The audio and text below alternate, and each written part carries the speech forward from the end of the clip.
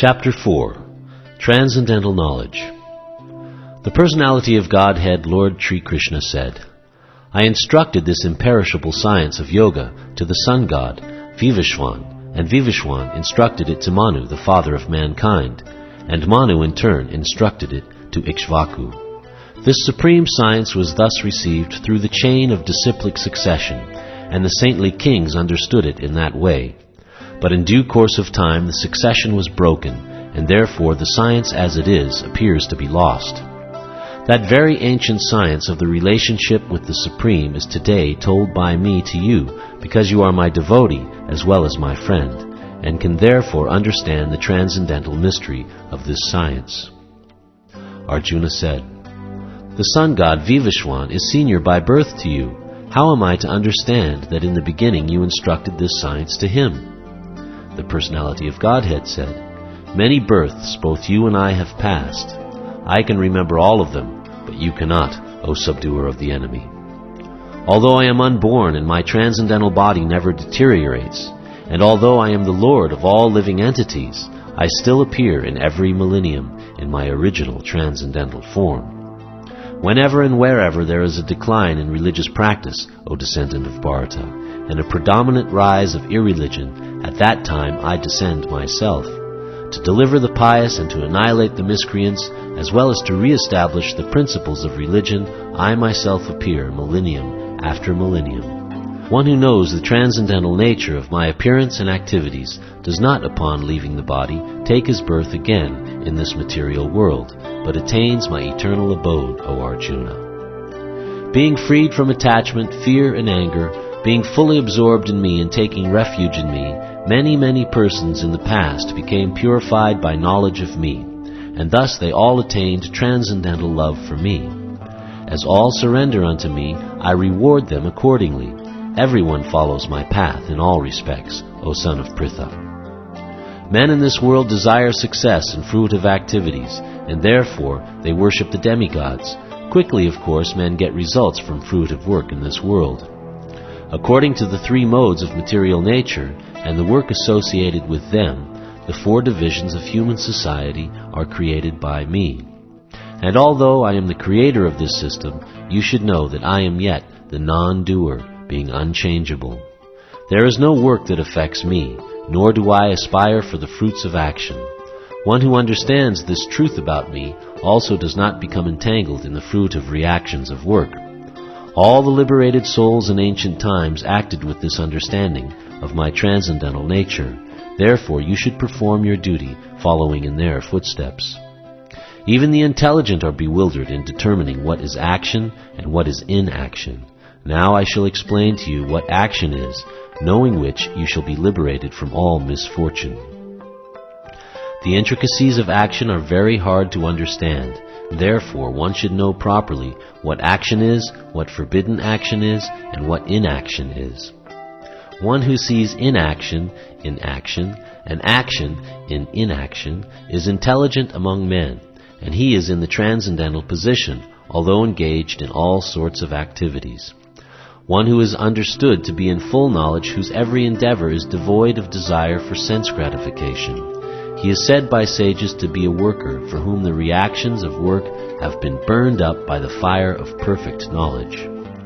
Abandoning all attachment to the results of his activities, ever satisfied and independent, he performs no fruitive action, although engaged in all kinds of undertakings.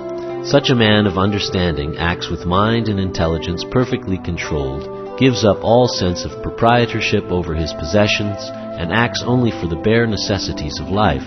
Thus working, he is not affected by sinful reactions. He who is satisfied with gain, which comes of its own accord, who is free from duality and does not envy, who is steady in both success and failure, is never entangled, although performing actions. The work of a man who is unattached to the modes of material nature and who is fully situated in transcendental knowledge merges entirely into transcendence. A person who is fully absorbed in Krishna consciousness is sure to attain the spiritual kingdom because of his full contribution to spiritual activities, in which the consummation is absolute and that which is offered is of the same spiritual nature.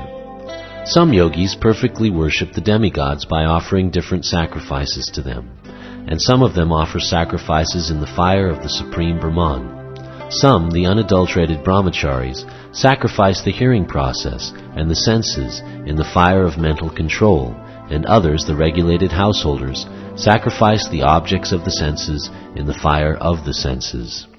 Others, who are interested in achieving self-realization through control of the mind and senses, offer the functions of all the senses and of the life breath as oblations into the fire of the controlled mind.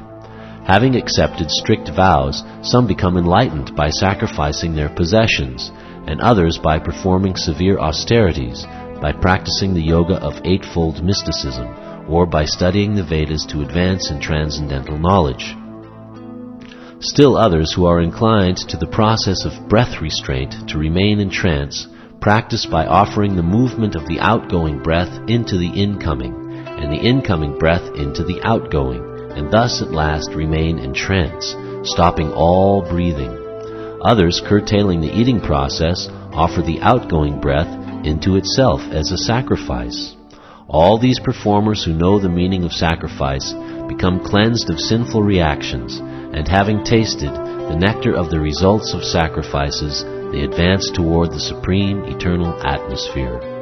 O best of the Kuru dynasty, without sacrifice one can never live happily on this planet or in this life. What then of the next? All these different types of sacrifice are approved by the Vedas, and all of them are born of different types of work. Knowing them as such, you will become liberated. O chastiser of the enemy, the sacrifice performed in knowledge is better than the mere sacrifice of material possessions. After all, O son of Pritha, all sacrifices of work culminate in transcendental knowledge. Just try to learn the truth by approaching a spiritual master, inquire from him submissively, and render service unto him. The self-realized souls can impart knowledge unto you because they have seen the truth. Having obtained real knowledge from a self-realized soul, you will never fall again into such illusion. For by this knowledge you will see that all living beings are but part of the Supreme, or in other words, that they are mine.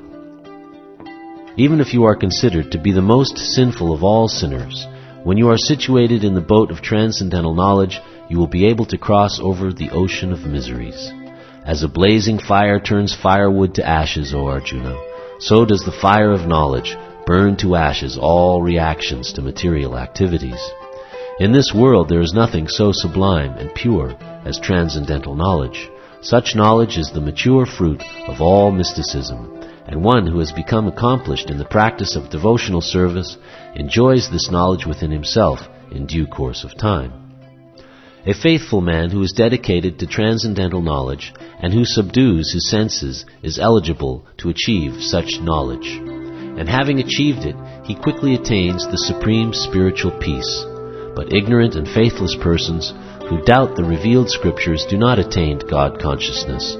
They fall down. For the doubting soul there is happiness neither in this world nor in the next. One who acts in devotional service, renouncing the fruits of his actions, and whose doubts have been destroyed by transcendental knowledge, is situated factually in the self. Thus he is not bound by the reactions of work, O conqueror of riches. Therefore the doubts which have arisen in your heart out of ignorance should be slashed by the weapon of knowledge. Armed with yoga, O Bharata, stand and fight.